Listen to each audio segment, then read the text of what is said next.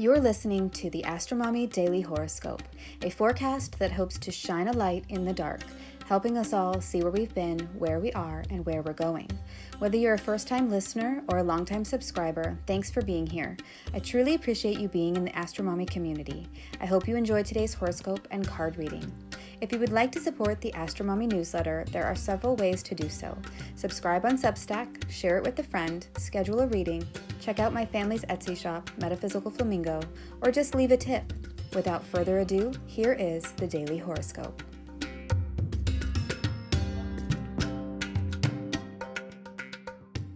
Moon opposes Venus, Mercury, and Mars, and conjoins Saturn. Wear your safety gear. Daily horoscope for Wednesday and Thursday, August 2nd through the 3rd, 2023. Good morning, friends. So here we are in August. I know it's the 2nd, but I feel like it sort of just hit me this morning that it is really the last month of summer. This means that I will need to make a bit of a change to my schedule for the last few weeks of the month in order to have time to prepare for the upcoming homeschool year. I have not decided exactly what this will look like, but I have thought about maybe scaling back to 1 or 2 posts a week starting next week, and then picking back up with the normal 4 times per week schedule in September. But I'm not sure if that would be enough for you all.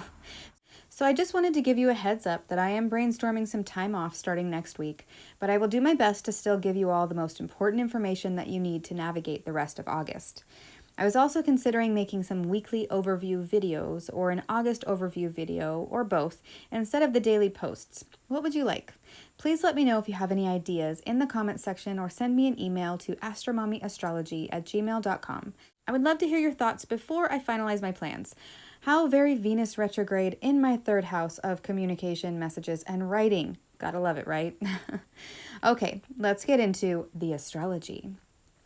On Wednesday, the moon in Aquarius's first order of business in the early morning is to form a sextile to Chiron in Aries at 7:14 a.m., and then a square to Uranus in Taurus at 11:44 a.m. Eastern Time.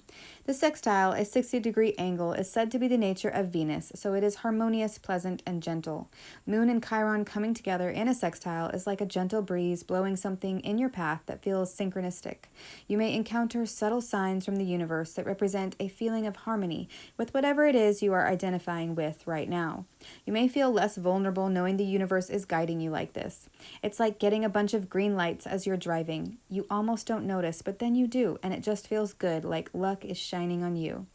Then the moon makes her square to Uranus and Taurus, and this could be getting a sudden red light that makes you take a harder look at your surroundings, and you realize that you drove on autopilot somewhere you weren't expecting to go.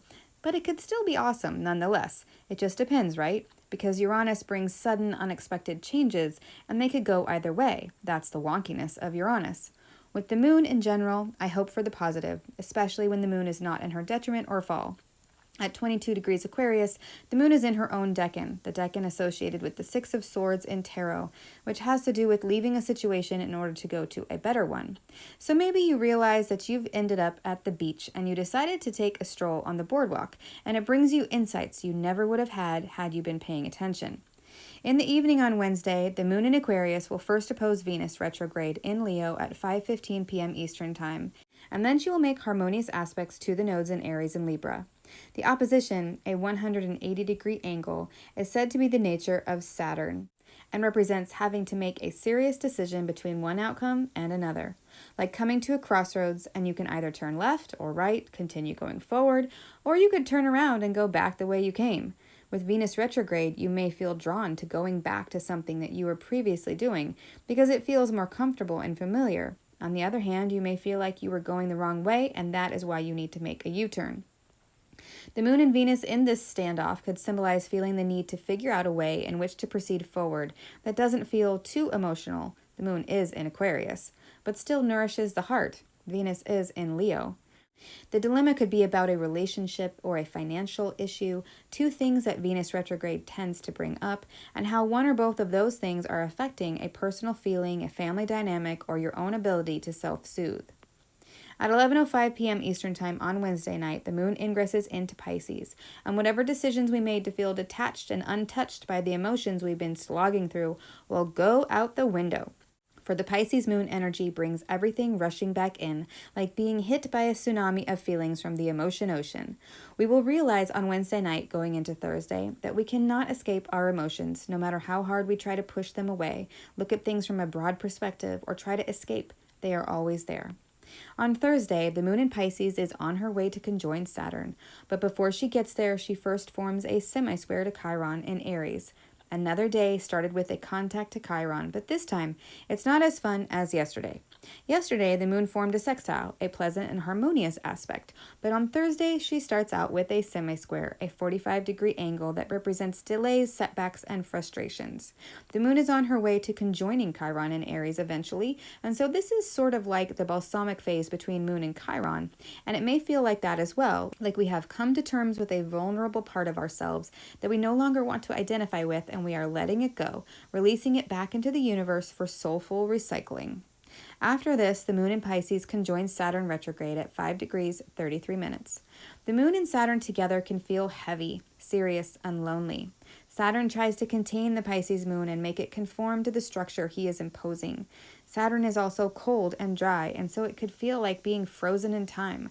Saturn is about boundaries, and time is one of those boundaries that Saturn rules, so we could feel isolated, withdrawn, and devoid of warmth, heat, or fluidity. Saturn in Pisces is such an interesting combination because Pisces is naturally so fluid, psychic, and adaptable, but Saturn applies so much pressure, and Pisces is used to expanding, merging, and composing that it feels restricted with Saturn there, and Saturn in turn feels lost in the chaos, the dream, and the diffuse energy of Pisces. It's naturally a juxtaposition, so when the moon meets up with Saturn in Pisces every month, there is a greater focus on this challenge, and we may feel it in our skin, bones, teeth, hair, and nails, this strange pressure to contract and expand at the same time. The constant cooling and heating can either produce something very resilient or make it crack. By mid-morning on Thursday, the moon in Pisces then opposes Mercury in Virgo, and this is where we are able to get a more precise look at what we've been feeling in our bodies up until now, and we may finally be able to choose the exact words to describe them.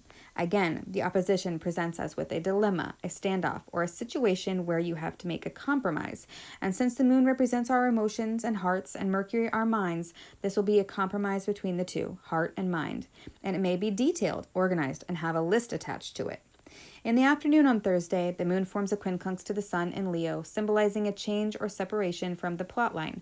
Maybe this compromise or decision we will make is a bit of a deviation from the original plan, like deciding to go left when the plan was to go right. At 7:50 p.m. Eastern Time, the moon forms a sesquiquadrate and a semi-square to the south and north nodes, respectively, and then at 9:03 p.m. a semi-square to Pluto in Capricorn. Pluto in Capricorn is still in a square to the nodes himself, and so this means that, yes, we did make a decision of what to keep and what to let go of, and the plans are underway by Thursday night. Thankfully, at 9:19 p.m. Eastern Time, the moon in Pisces perfects a sextile to Jupiter in Taurus, so whatever we decided has the opportunity to be very beneficial, helpful, and pleasant for us down the road. The direction we take may feel like the right one. The last transit of Thursday is the moon in opposition to Mars in Virgo, meaning we are now taking definitive action on our decisions. The moon and Mars in an opposition can symbolize taking action, moving forward, and being inspired to be precise in our maneuvers, like a surgeon. A negative of this combination is always strife, conflict, and arguments, letting our anger take over and drive the car, maybe even running some of the red lights that pop up trying to slow us down. But I feel with Saturn still co-present with the moon in Pisces and also in opposition to this Mars by whole sign, this is still pressing the brakes on Mars to play by the rules, follow the letter of the law, and abide by the limitations that are there for safety reasons. So I would be mindful of that and wear the seatbelt, the safety glasses, or the leather gloves. There's never a good reason to test Mars. Let's move on to the card for the day. What is the guidance for today? King of Rods, reversed. On this card, we see a king wearing a crown, his head covered underneath. He is wearing a cloak with a shoulder brooch bearing a cross and holding a sprouted oak wand in his left hand. The king sits and faces left, gazing out across the countryside. The King of Rods is a masculine energy that is secure in his own creative expression and takes inspired action. He is noble, honest, conscientious, just, spiritually aware, and in control. In the upright position, this indicates having a clear vision, leadership qualities, and support around you to manifest your dreams. In the reverse position, this card indicates a need to look within yourself for these qualities. Or it could mean that someone with these qualities is acting severe, critical, or overbearing, and this is having an effect on you. You may not feel that you know which way to go or what to do, and therefore you cannot lead anyone anywhere when you yourself are lost. This card could also represent a situation in which you are feeling unsupported and need to cut some things out. This could be relationships, jobs, or environmental circumstances that are not supportive anymore that you need to let go of. This is still a positive card for the day because it's reminding you that you have all the power, strength, and courage within you to step into your best life. With Mercury and Mars in Virgo in opposition to Saturn, this card makes a lot of sense. Prune and shape your life so more leaves and flowers have room to grow and bloom. Figure out the best direction to take at the crossroads and then take it. Let me know if this reading resonates with you in the comments. I hope this is helpful. Until Friday, AstroMommy. Thank you for reading or listening to the Daily Horoscope. Quick links and resources can be found at the bottom of the newsletter. Today's card was pulled from the Morgan-Greer Deck, available on Amazon. If you seek knowledge and enlightenment, the AstroMommy Newsletter may be right for you. Side effects of reading or listening to the AstroMommy Newsletter are common and include joy, jubilation, delight, happiness, gratitude, love, triumph, feeling in tune with the universe, experiencing deep insights, reflections, and contemplations, a lightened soul, a lighter step, feeling awake when others are asleep, illuminated, enlightened, having spiritual experiences, noticing repeating numbers, animals in nature, or songs on the radio that speak to you, getting vibes, clairvoyance, clairaudience, and clairsmelliance, feeling like you know secret language, biophilia, crying tears of joy, emotional literacy, feeling lively, stable, exalted, having an auric glow, or feeling like you woke up on the right side of the bed have all been reported. If you purchase anything through the affiliate links that I provide in the newsletters, I will make a very small commission. Thanks for listening.